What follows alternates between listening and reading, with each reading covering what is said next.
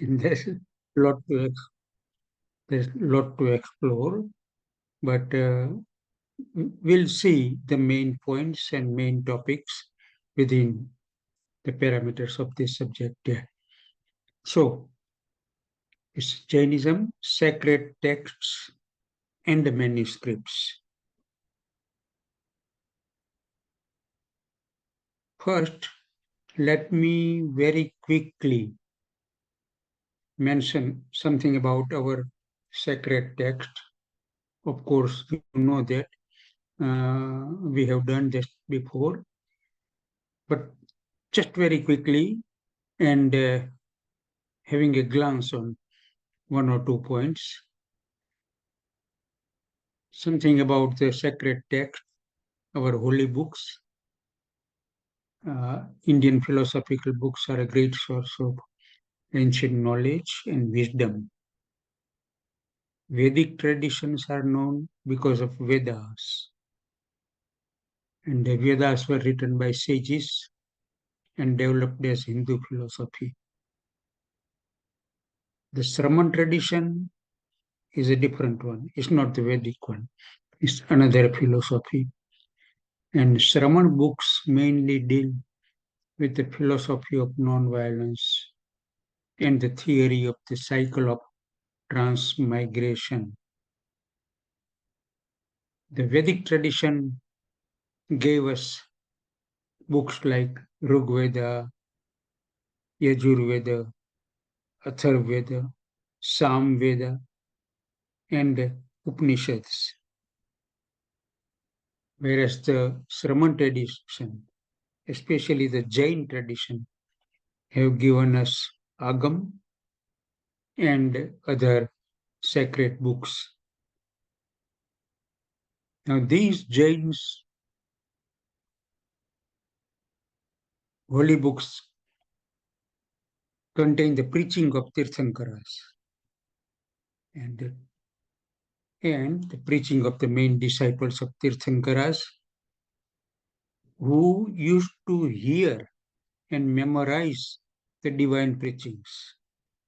For this reason, the holy books are also called Sruta. Our books are also called Sruta. Sruta means as heard. Whatever Mahavir Swami taught to his disciples, and these disciples used to memorize everything. Nobody was writing anything down. This was an oral tradition, and that is why it was called Shruta.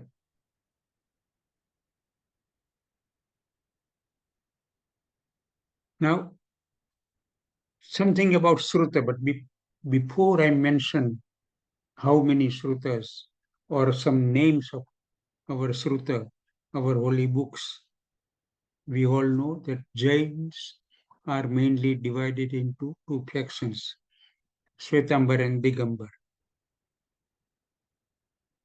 Shvetambars maintain that the original discourses are preserved in the books called Agams. This is a Shvetambar view. They said that Mahavir Swami's disciples remembered everything and it has been preserved. Digambars believe that original preaching was lost and we have got now that cannot be called Agam.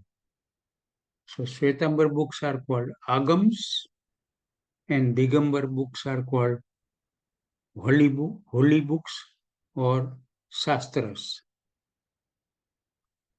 Now coming back to Shvetambar tradition, there were various conferences. Our acharyas were coming together, discussing everything what has been written in the books, what has been in the books, and finally, in the fourth conference, our acharyas had decided to write everything down, to pen everything down, because they knew that people were slowly forgetting these things. And it was high time they write this down, and that's where this tradition started in around AD 453. So that was the first time they started writing it down. Now, let us see some important books. Shwetambar texts, they are called agams. These are the original texts. And agams have been divided into ang, upang, mool sutra, ched sutra, and miscellaneous books. Ang, these are the main limbs, main books, direct preaching of Lord Mahavir. Upangas are the commentaries and explanatory books. Then Mool Sutra were written down afterward by some other acharyas. Same thing, Chhed Sutra, and the same thing in a miscellaneous ones. So how many Ang books are there? The original main limbs. These are 11 books.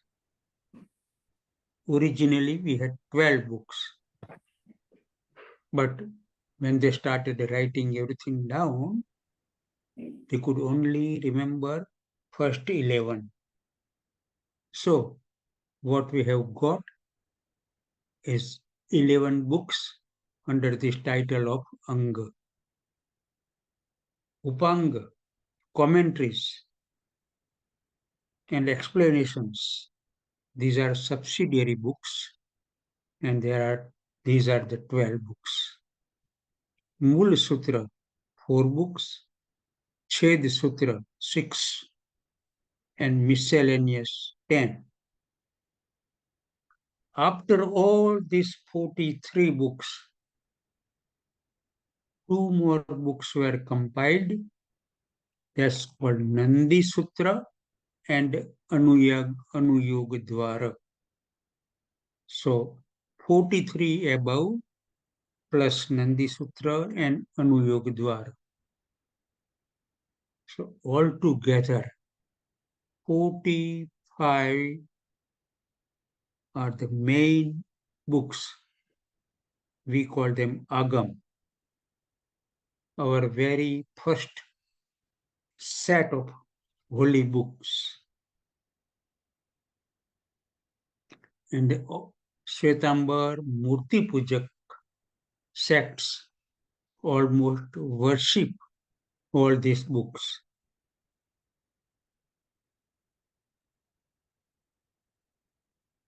Right. So what about Digambars? As I said, Digambar said that no, we do not remember anything. What Mahavir Swami said is more or less lost. We know the philosophy only, and Digambar Acharyas started compiling their own books. And mainly, this can be classified as Prathamanuyoga, Karananuyoga, Charananuyoga, and Dravyanuyoga. These are the Digambar Shastras, Digambar holy books. These are simple books narrating. Prathamanuyogas are very simple books. Karananuyoga deal with science of karma and soul. This includes knowledge of mathematics and astronomy, etc. Charananuyoga deals with code of conduct, and Dravyanu Yoga uh, describes the philosophy of life and matter, also describing 6 substances, 7 fundamentals, etc., etc.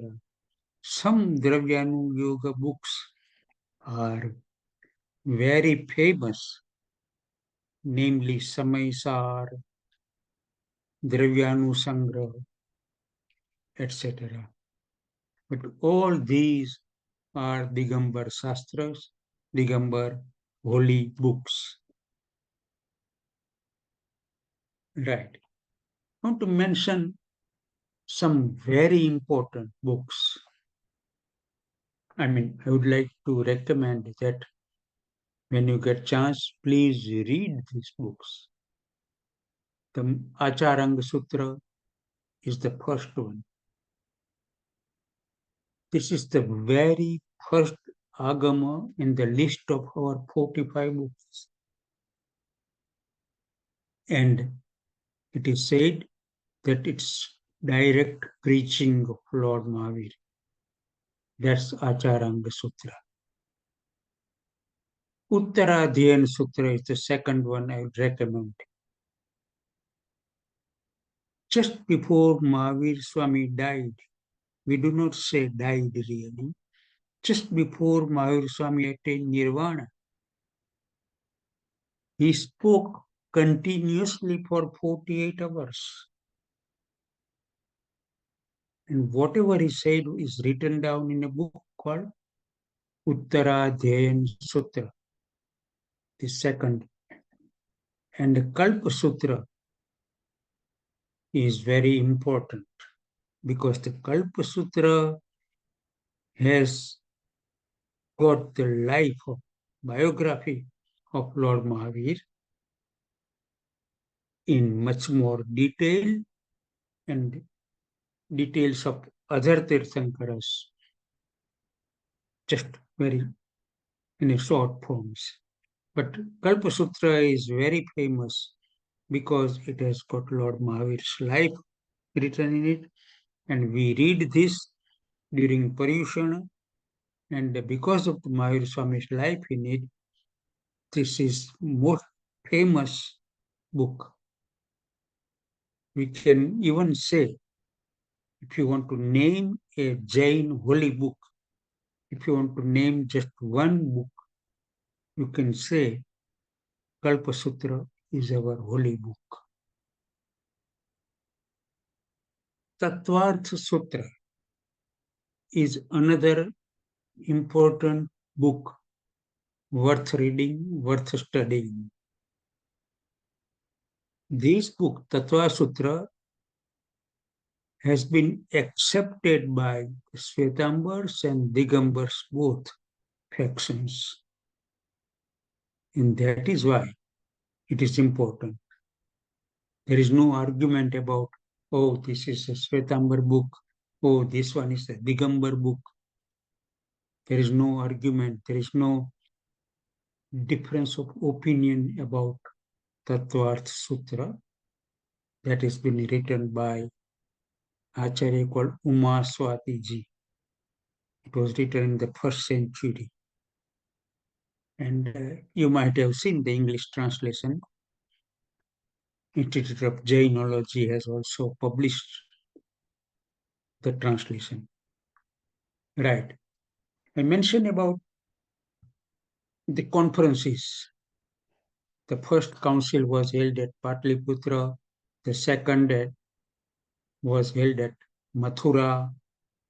The third was, or second and third were together. And you can call it third or fourth, depending on how you see this second and third when they were together. The third council or the last council was held at Vallabhipur under the auspices of Devardi Gani Kshama Sramana. And as I said before, all the monks, all the acharyas took one very important decision. And that decision that we will write everything down now. So from that point onward, from Devardi, Ganik, Shama, Saman, all books are written down, all agams are in written form.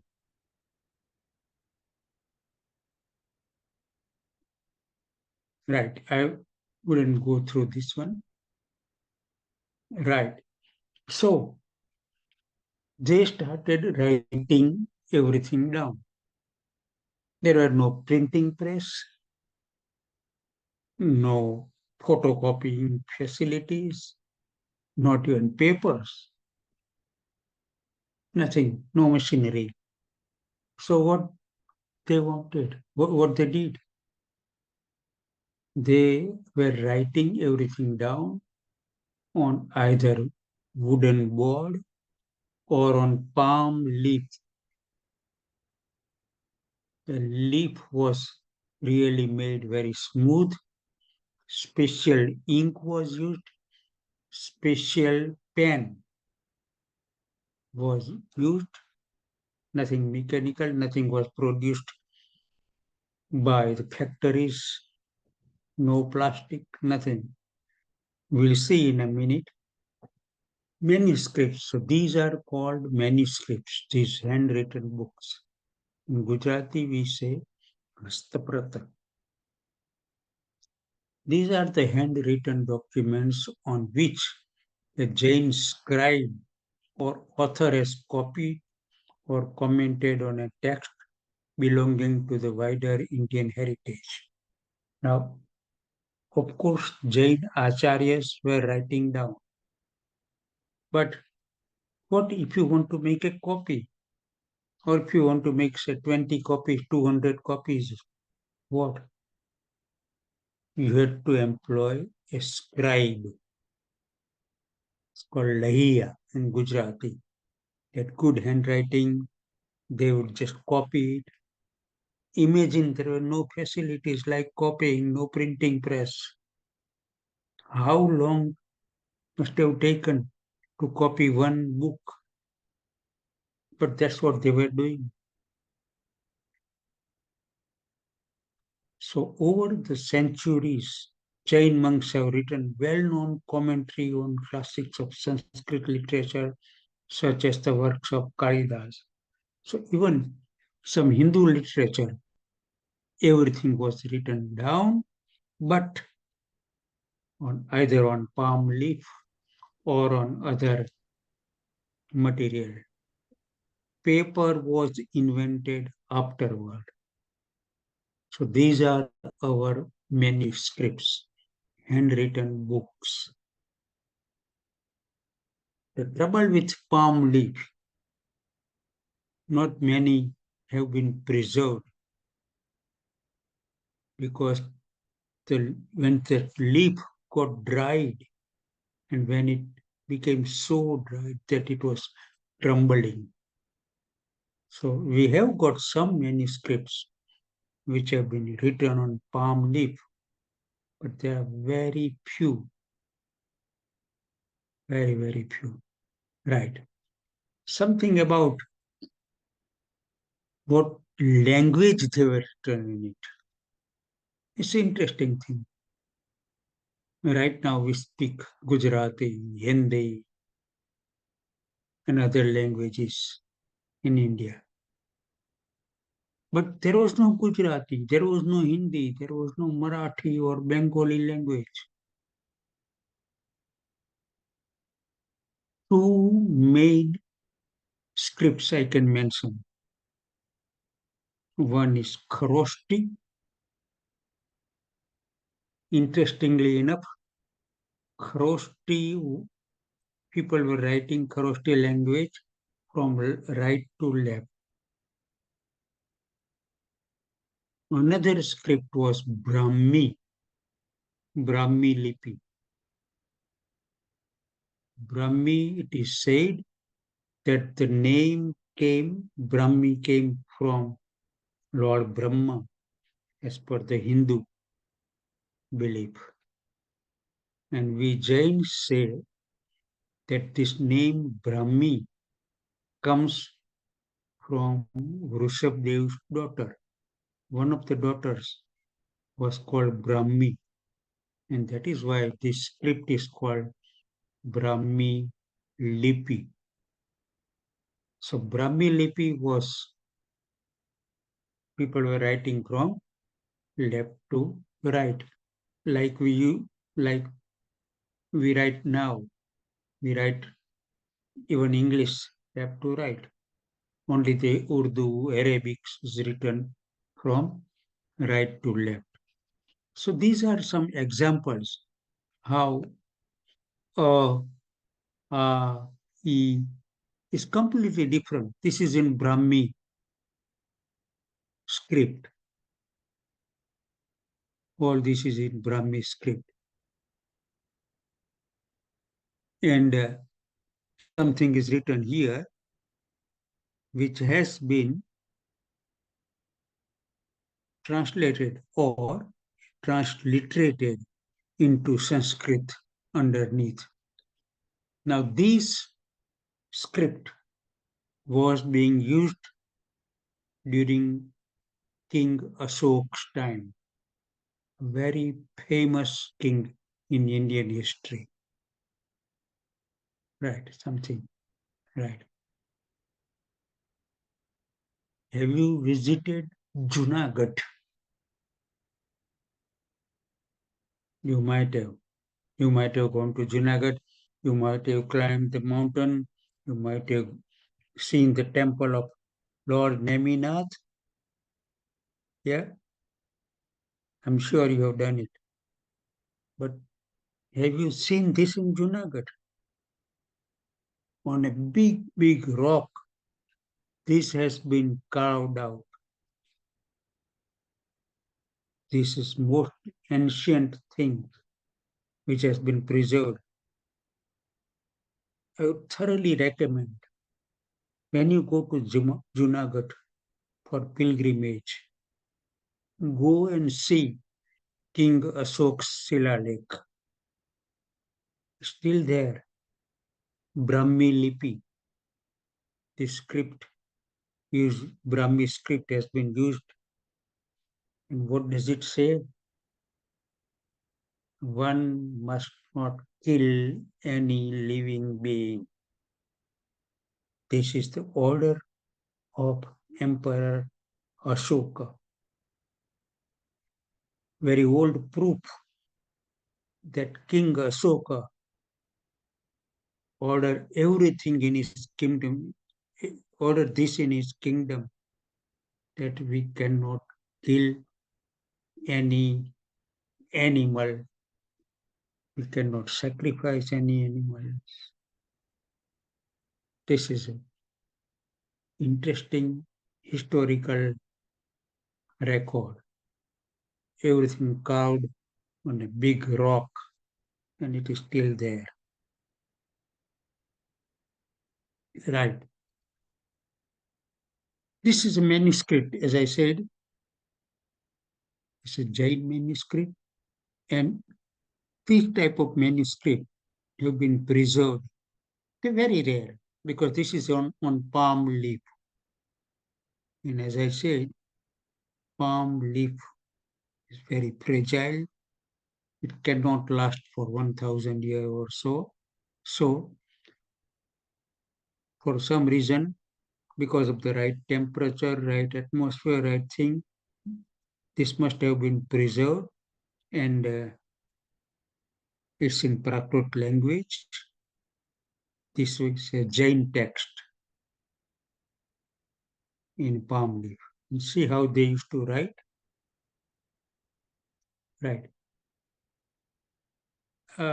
This is sideways, but this shows how our modern language has been derived from the old Brahmi language. I'm not going to explain this because in the original language it was this, then it came to that, then this, and gradually became Gujarati and Hindi and Sanskrit and everything.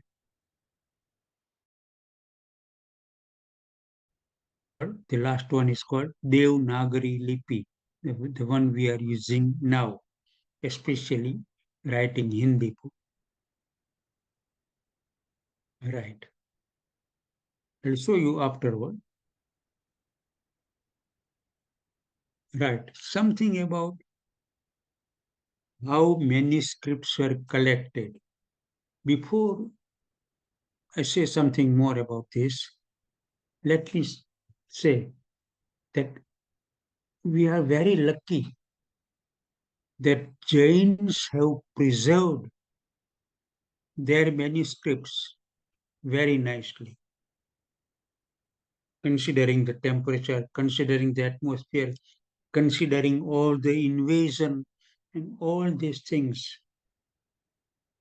Our manuscripts are more or less preserved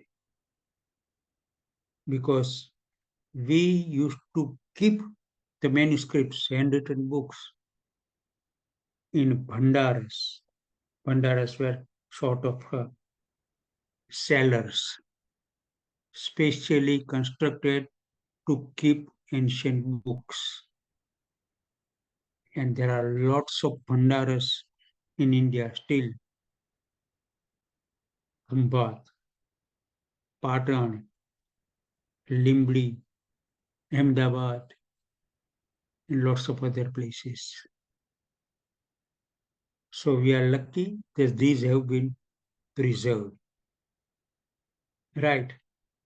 During the English rule, some Englishmen and some German who visited, who came to India, they were very knowledgeable. They took interest in Jain philosophy, Jain religion, Jain languages, Jain mathematics, everything. They took keen interest. And some of them started learning Indian language, like Prakrit language. Prakrit is the language in which our scriptures are written. And some scholars, they could not read this Prakrit language or any Indian language, but they knew that the old manuscripts have got so much information that they must use this information. So they started taking all these manuscripts to the UK. Some German scholars took them to Germany, some took them to Vienna and France and everything. And a lot of manuscripts were collected by these scholars or collectors. How did it happen? Just one example here. Say an Englishman wants manuscripts, he wants to collect. So what did he do? He approached one Shravaka, one Jain.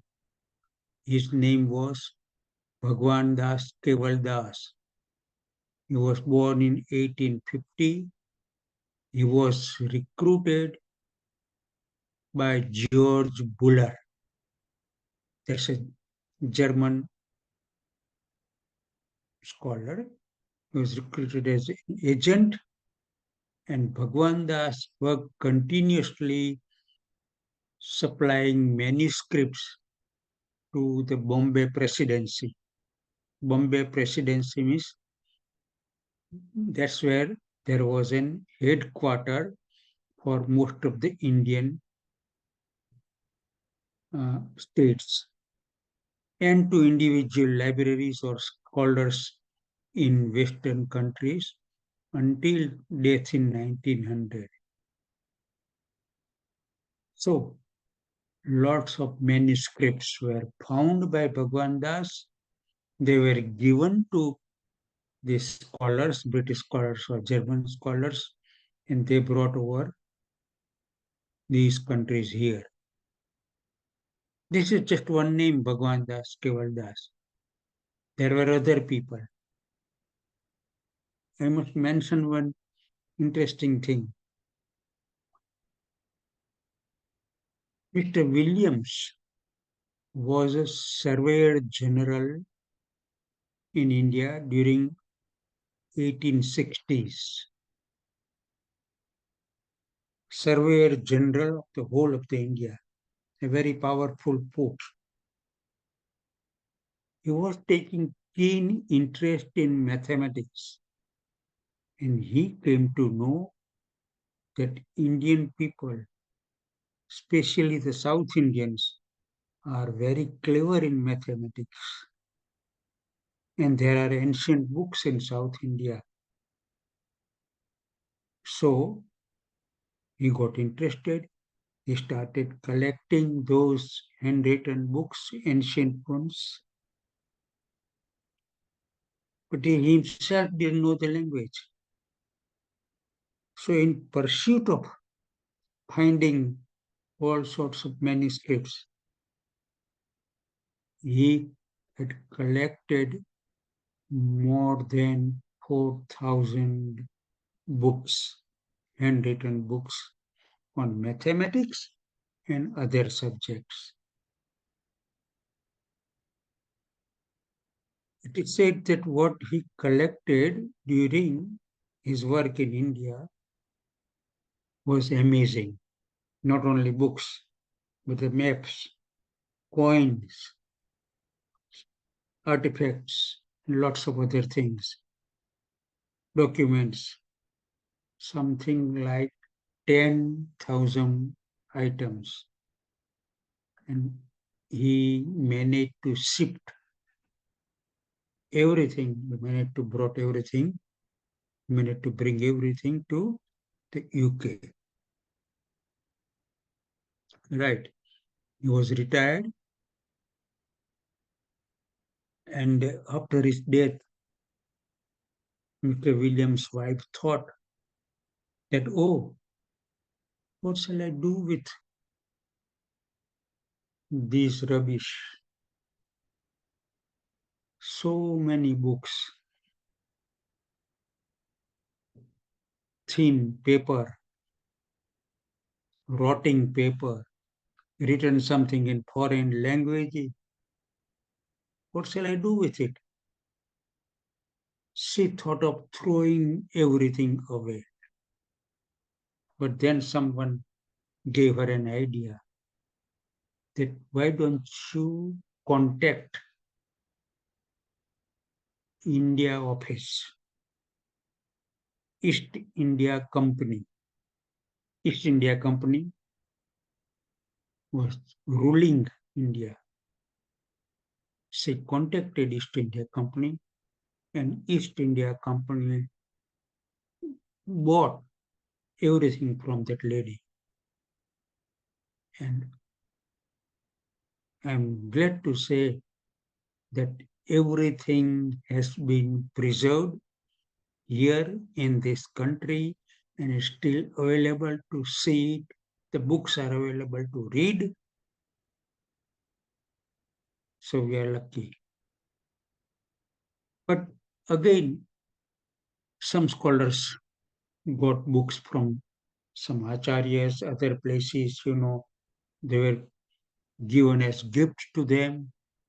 So German scholars like Buller, Gilhorn, Peterson, they brought a lot of books here. And the books went to Berlin, Vienna, Leipzig, London, Strasbourg, Paris, Florence, and some even went to America, New York, and Washington. Besides London in the UK, the books were some books are in Cambridge, some are in Oxford, and in Germany, mainly in Berlin and Bonn. So you can see that outside India, so many handwritten Jain books have been brought, they have been preserved, they are still available. We don't know 100% sure what happened in Berlin because Berlin was divided in East Berlin and West Berlin during the communist control. But now it's just one Berlin. So hopefully everything is there. Right. What about books in London? I mentioned that books were given to East India Company. The East India Company had a very, very big library. It was called India Office Records and Library. There was a 9-story building very near to the Thames Bridge. The building is there, but East India Company, of course, was taken over by Queen Victoria, and only 60 years ago or so, 50 years ago, all the collection of East India Company was taken over by British Library. You know where the British Library is? Near King's Cross and near King's Cross Station, a new very big building. So everything has been taken over and under the control of British Library. But even British Library has no room to keep everything. So they're keeping lots of things in different warehouses. Right. Another important and interesting things about chain manuscripts. I mentioned India Office Records and Library. Everything was brought there. But one big collection was acquired by Glaxo Laboratories. You might ask, why Glaxo Laboratories? Why did they acquire so many manuscripts? Glaxo Laboratory was producing so many medicines and they wanted to do research on other alternative medicines. They came to know that in India people knew different herbal medicines and there are old books in India. So Glaxo Laboratories employed one Punjabi guy that go everywhere, find books on medicine, collect them, and send these books here in Glaxo Laboratories, in Glaxo's library. This Punjabi man didn't know how to read Prakrit or any Jain language. He started collecting whatever he got it, started buying and sent everything here. Again, we are very fortunate that Glaxo Laboratories collection, the library they have got is called Welcome Library. Welcome Library has got lots of Jain books, and this everything has been preserved. They are kept nicely. The last news is that The Welcome Library wants to hand over all these books to Birmingham University for the study of Jainism. Because Glaxo laboratories, people are not going that in their library. No one's reading that. People are not taking interest. So this Welcome Library under Glaxo, Welcome Library is giving everything to Birmingham University.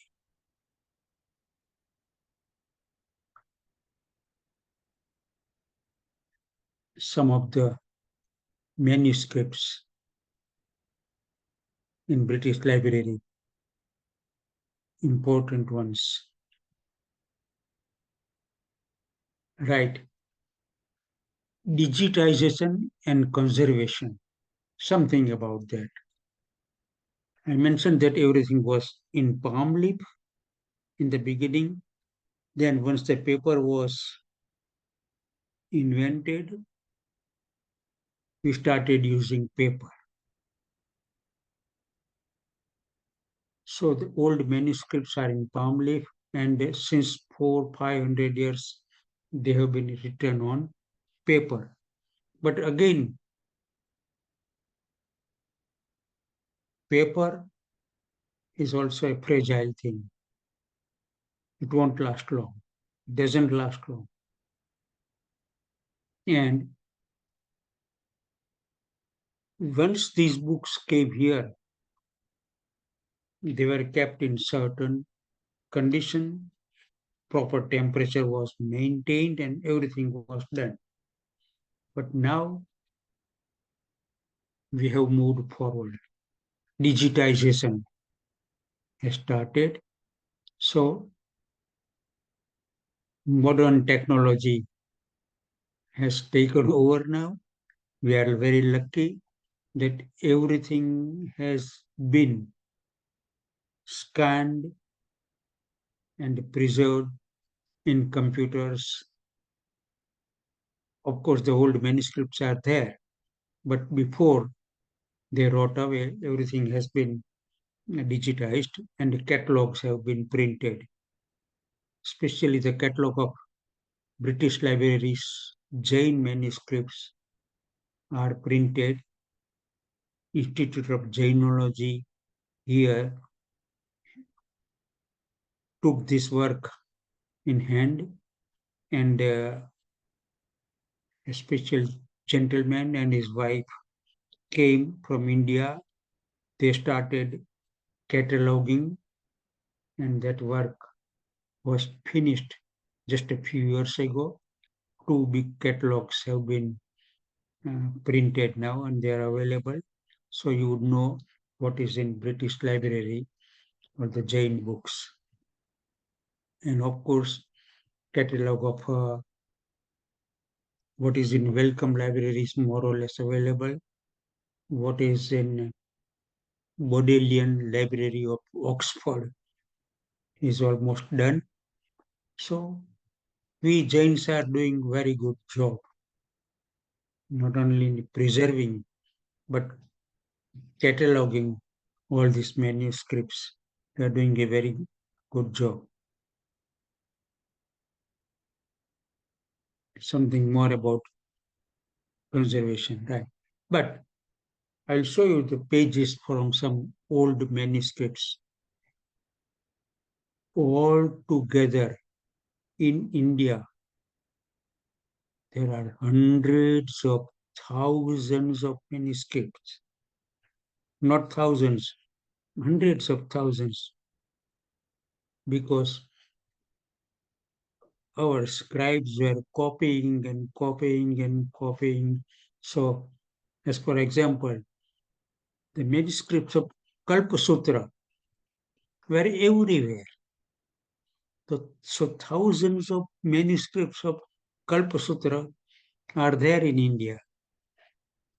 Just one book, Kalpasutras, yeah. So, but these manuscripts are very beautiful. See the paintings. This is cosmology, Adidweep, Jambudweep, and everything here. Can you see this? Very fine writing, very fine, beautifully done. Proper circle, everything. The one Mahavidya Kshetra, Jambudweep, Bharat Kshetra, Airavat Kshetra. This is our geography that is written in ancient books, properly done with different colors.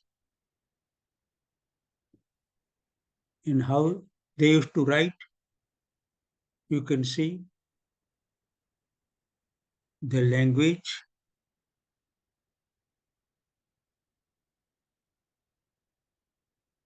and here the explanations, these ones. So this is one particular style written in Prakrit language, right? This is another style, very beautiful. Each and every page they used to decorate with flowers or some sort of design, drawings, and then write it down in the middle. How much work has gone in producing all these things? And as I said, there are no photocopies, no printing press, nothing. Each and every page, for each and every copy, you have to do everything again. Right. See the beautiful pictures. This is called a special Jain style of painting. Pointed nose and pointed eyes in Jain pictures. You would notice it is a special Jain style, and they used to paint this, especially in books like Kalpasutra, Uttaradhyan Sutra, full of paintings and different color of paintings.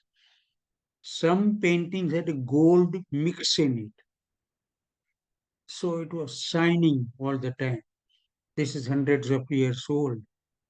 Main language, uh, then commentary, meaning in other language. This one, they used to make a hole and put the string through. So each and every page can be bound together. Otherwise, you will lose because each page was separate, which is which you wouldn't know. Of course, the page number is written here, but there is a hole there.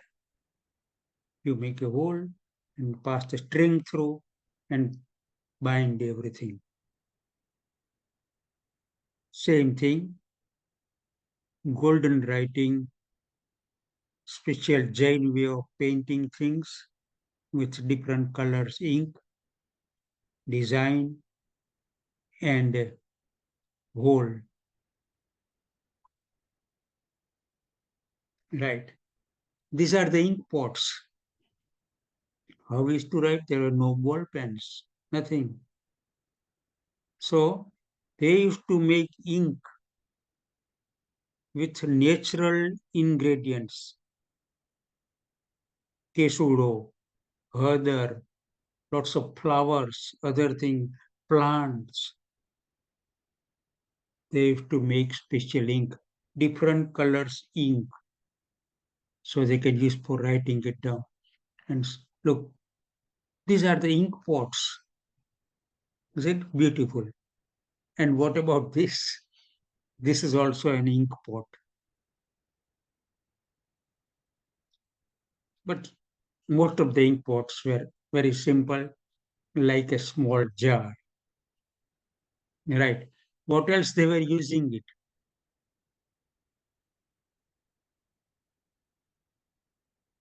A brush, small brush, bigger brush, uh, like a scissor, other things, and here pen. It was called kalam because you dip this in the specially made ink and then write it down. So, and you, so the different copies were made. Again, these things were be used or required for copying a manuscript. A ruler, so you can write everything down in a straight line. Then measuring different way. This is again writing it. This is like a U clip, U pin, and this is a compass. Draw circle or done by hand. And after the manuscript is ready, so the different pages you do cover, bind together or bind together like this or like this. And that's how they were kept in cellars and under the temple. And some of the covers you can see the cover of the Kalpa Sutra.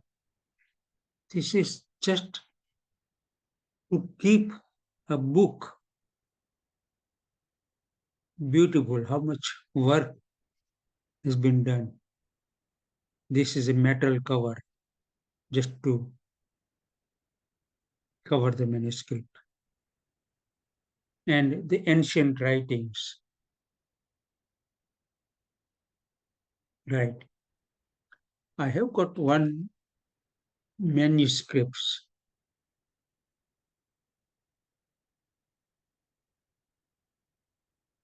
but let me show you first. Mm,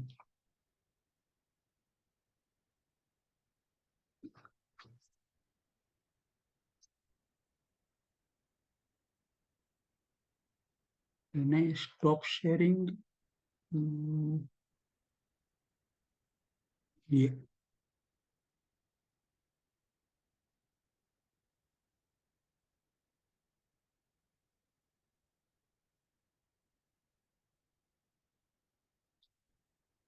How do I stop sharing? Is there anyway? Never mind. You can see me here.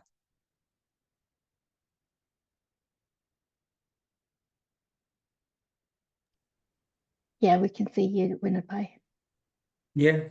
Yeah. Right. Stop sharing. Yeah. Just sorry, Lord. Which one is that? Anyway, never mind. Hmm. Right. Can you see this book? It's a very big handwritten book written about 150 years ago. It's not a Jain book. It's a Swaminarayan Sampraday's book, Swaminarayan sect books. And you know that Swaminarayan sect was, Sampradaya was found, the pioneer was Sahajananda Swami. People worship him as his God, Sahajananda Swami. You know, there are temples here. Sahajananda Swami's disciples' disciple wrote this whole book in his own handwriting. When I say wrote means he copied it, copied everything. It's a very big volume. He has copied everything what was in Swaminarayan Sampradaya. This is about 150 years old because the Swaminarayan Sampradaya itself is no more than 200 years old or so. So, yeah, right. So that book, as I said, I'll show you again.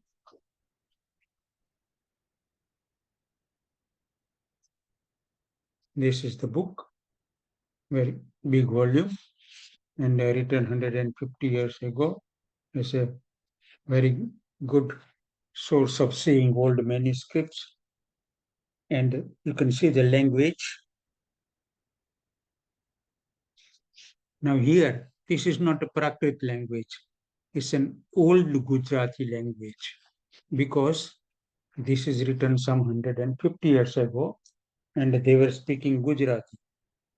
But the only difference is that the Gujarati we are writing now is slightly different. See this here. It has got lines on top of each and every letter. Nowadays, we do not have that. So this is the thing. And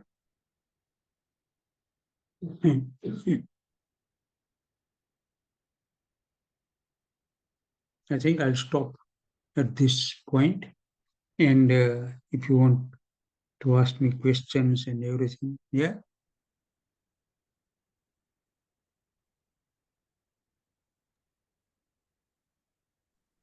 Any question, anything? Yes, Vinodbhai. Yeah. Can I ask, what's the difference between an agam and a purva? Yeah. Oh, yes. Good. Before Mahavir Swami, before any Tirthankar, we had some scriptures. These scriptures were called Purva. But Purvas are lost. We only know what was in all these Purvas. So, after Mahavir Swami's time, new books have been compiled. Some old knowledge is preserved. So the basic knowledge, what was in Purva, has been incorporated into Agam. But we haven't got any Purva. They are all lost. What we have got is Agam. Yeah? It is said that there were 14 Purvas. Okay, thank you. Anybody? If Otherwise, anyone's we'll got any questions, feel free to unmute yourselves or ask them in the chat. yeah. Hope you liked it. And it's a different subject, manuscripts, handwritten books, and how amazingly everything has been preserved, how Britain and Germany acquired them, and all these things.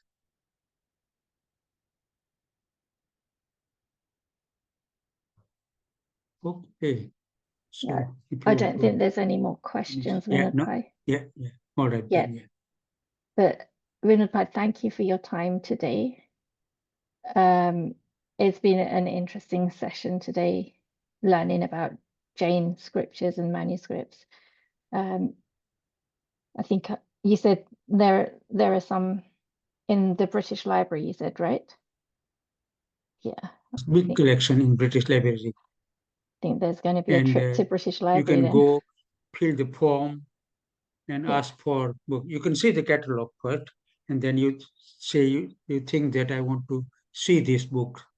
So you have to fill that form, give it to them, and within couple of days, they will get it from wherever it has been kept in a warehouse somewhere.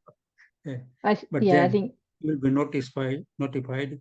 You can go again there, and you can fill it. You can read it. You yeah. can make notes from there. Of course, you Okay. cannot photograph. No.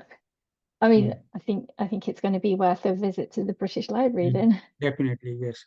Yeah. Thank you so much, Vinodbhai, for your time today.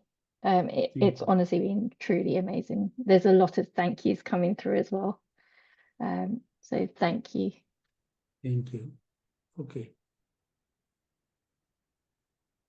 Yeah. Thank you. Thank you. Bye. our next session, before I forget, will be in 2 weeks' time. Sundip Pai will send out a message about who's teaching and what the subject is. Thank you. Thank you, everyone. Thank you, Vinodbhai. Very interesting talk. Thank you.